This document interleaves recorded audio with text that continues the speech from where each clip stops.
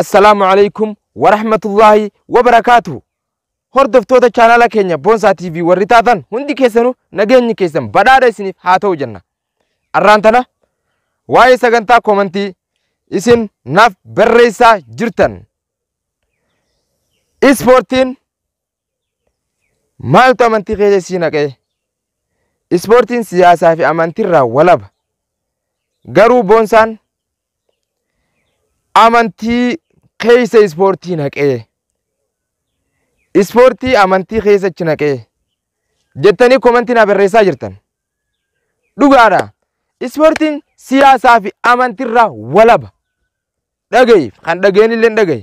Ispoortiin siyaasaa fi amantiirraa walaba. Waan ati irra dhaabbattee komentii tana barreessitellee siin beeka. Diraamaa dhiyoon tana waa'ee abbaa gadarratti nuti hojjenne. Abbaan gadaa sababa inni amantiin tun amantiin islaamaa tun amantii arabaati ta oromooti miti. Kan inni je'eef jecha nuti diraamaa san hojjenne diraamaa kana. Diraamaa kana hogguu jennu abbaa gadaa hogguu jennu abbaa gadaa qulqullii kan nuti ka oromoon filate san osoo hin ta'in namuma abbaa gadaa amma zaman amma namni hundi abbaa gadaati jeeti mataa filatee ifi shuumee ifuma waan hin taane hojjechaa jira jechuudha.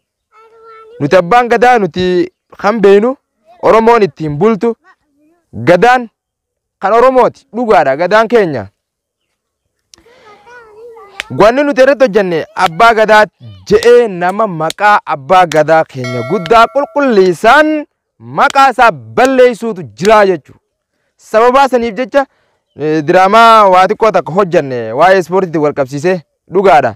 Ispoortiin amantii fi siyaasarraa walaba jecha ispoortii waa hundaa irraa bilisa. Wooma takka keessa illee galtu ispoortiin. Achirratti nuti abbaa gadaa dubbannee abbaa gadaa warri nuti aartanii jirtan kan nuti maqaa achirratti isin dhooynee dubbanne hundi keessanuu dhiifama isiniin jecha. Maaliif nuti arrallee borullee amantii teenya nama tokko teenyee itti hin laallu. Akka kiyyatti hin baan akka ispoortiitti hin baanon. An akka kiyyatti amantii tiyyarraa walabaa miti.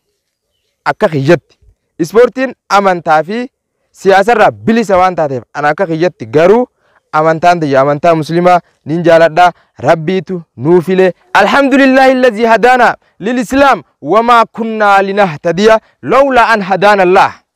Osoo rabbiin amantii tana nuu filuu baate takka ummata keenya kan muslimaa kana guutuudhaaf filuu baate eenyutu nuu fila?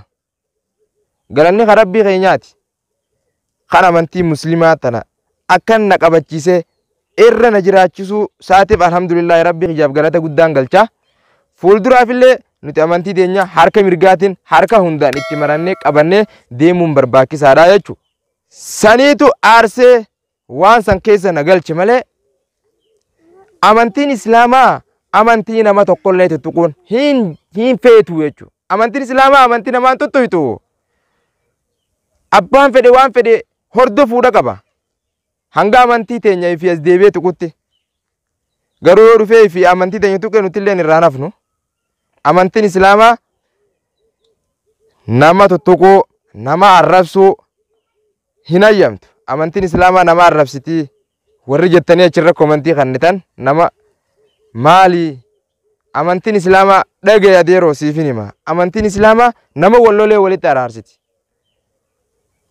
Kawaan sana achirra dubbate sababa abbaan namni tokko abbaa gadaatiif hin jee amantiin tun amantii islaamaa biyya alarraas dhuftee ta oromooti miti. Sababa inni jechuu isaatiif jechaan an jechuusan jee malee anaa dubbate hin barbaachisu. Amantiin islaamaa nama amantii namaa tuttuqu ni isin feetus. Saniif nuti wanni yaada san jechuusan dubbanneef sababa saniitiif malee amantiin teenya amantiin islaamaa amantii namaa tuttuquun hin taatu. Nutilleen amantii namaa hin tuttuqnu. Garuu nama nuti ifii dura dhufee nu tuqe nutilleen hanga danda'ametti hamtuu san amantii teenyarraa achi qabuudhaaf bira jirraa jechuudha. Inshaallah yoo rabbiin keenya guddaan fedhe Chaanala keenya Boonsaa TV subscribe, like, share godhaa.